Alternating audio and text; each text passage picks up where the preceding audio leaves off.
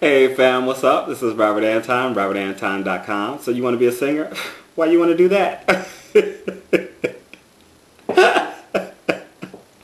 Oh, that cracked me up. Anyway, I'm sitting at home making a few videos. It's been a great day. Oh my God, it's been such a wonderful day.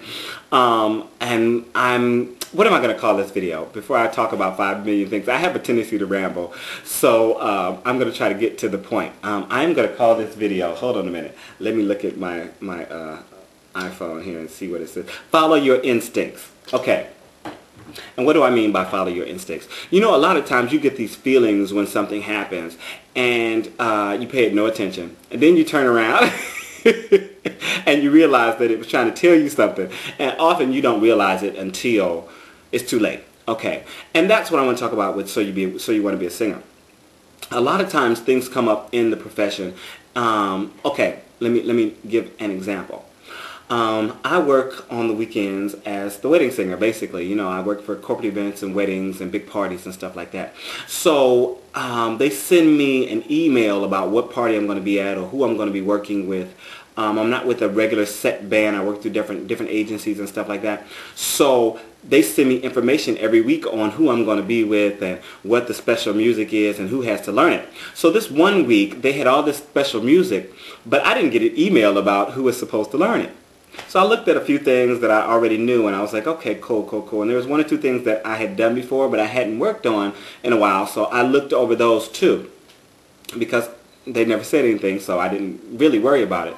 But I got to the gig, the night of the gig, and I said to the band leader, oh, I can do, you know, this and I can do that song. And he was like, and I told him what key and everything like that. And he was like, oh, you should have told me that ahead of time because, you know, we might need to work on the key and understand. He was kind of giving me a little crap. And I was like, why? No one ever told me I had to do this song. I was just letting you know that I do these songs in case you want me to do them. Well, what happened was, I didn't get the email. The email was sent out and there were several songs on there for me to learn or for me to know. But I never got the email. So my instincts told me to look these things over because basically I knew most of them and, you know, just to let them know that I could do them so that I wasn't surprised.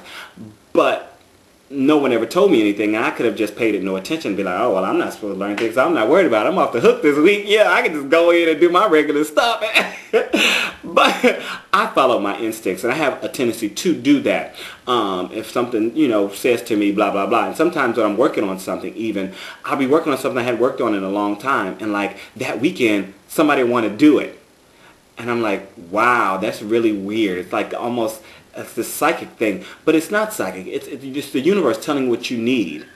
And if you listen, if you're in tune, then you'll get what you need out of it and do what you need to do in order to prepare for what's coming up. And as a performer and as someone who works for yourself, you have to start to become in tune with that feeling.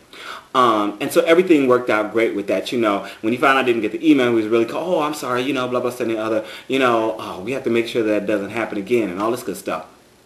But it worked out fine. I was also talking to a friend of mine, and we were talking about all these, you know, sometimes we talk about all these bad things that have happened in the past. And, you know, everybody who's performed out of New York, I believe, has several stories, horror stories. And so I was talking about this one thing that happened. Like me and this one particular person, girl, we met on this one production that I ended up leaving because just something wasn't right. And later on, I found out that it never happened, and she also left and whatever. So I just trusted myself on that one. But also, she was telling me about how somebody had told her about they had been stranded after a gig because the producers ran off with the money and they had to get home whichever way they could and all this good stuff. And I knew what she was saying. Oh, it's this gospel show that was successful in New York. And I was like, no, don't tell me that was. And it was a show that I had actually done off Broadway in New York. And we had talked about it a long, long time ago when we had first reconnected. But I had done this show.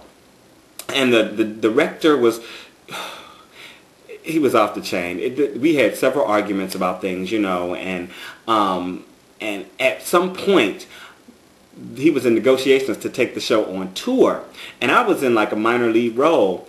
And something happened. I can't tell you the whole story, but something happened on a night that we were all going out to dinner, and something just told me, no, this isn't for me. And everything seemed great. It looked like the pay was going to be good. You know, it was a nice tour. But something was just nagging at me saying, you can't do this. Don't do this. And I didn't. I just didn't end up doing it. I didn't have another job coming up or anything like that. But I was like, no, I'm not going to do this. Because something within me told me no. So, months and months later, I find out that, yes, they got out on the road, like maybe their second week of shows. They hadn't made a paycheck yet. They were on stage doing their thing, and the producers ran off with the box receipts.